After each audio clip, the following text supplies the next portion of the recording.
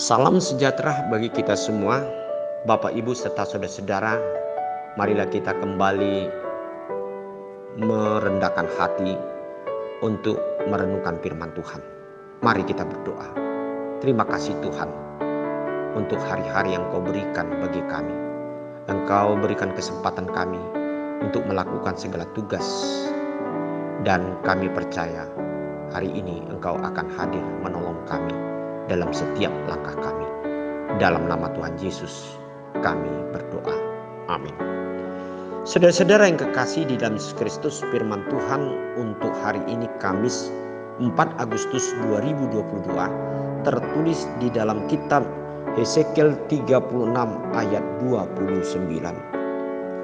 Aku akan melepaskan kamu dari segala dosa kenajisanmu, dan aku akan menumbuhkan gandum serta memperbanyaknya, dan aku tidak lagi mendatangkan kelaparan atasmu.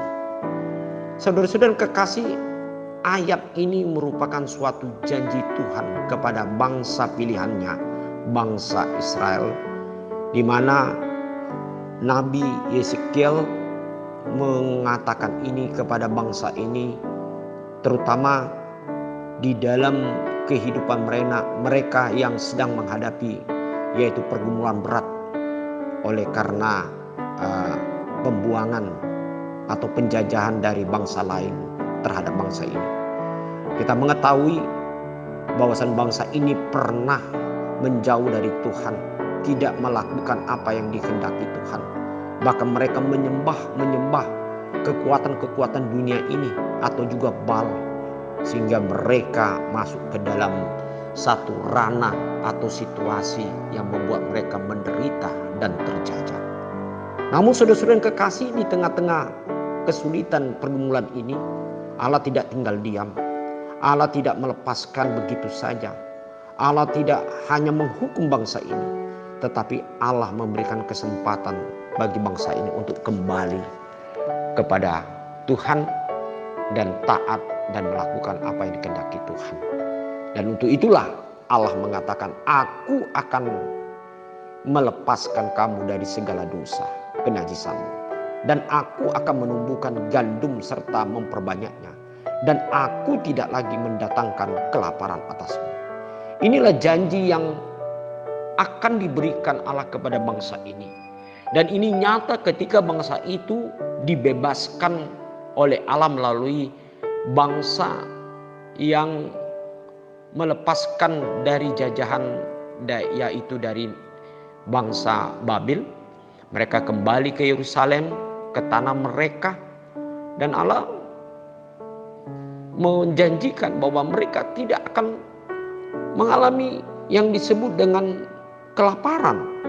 Bahkan Allah akan memberikan kesuburan atas tanam-tanaman yang mereka kerjakan, sebab Allah sudah sungguh-sungguh memberikan anugerah pengampunan kepada bangsa ini.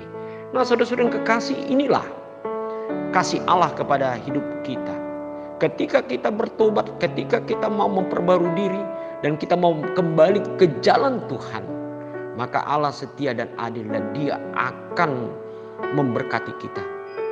Sekalipun kita memang kadang-kadang terdapat banyak kesalahan, banyak kelemahan, tetapi Allah tidak mengingat itu ketika kita kembali ke jalan Tuhan.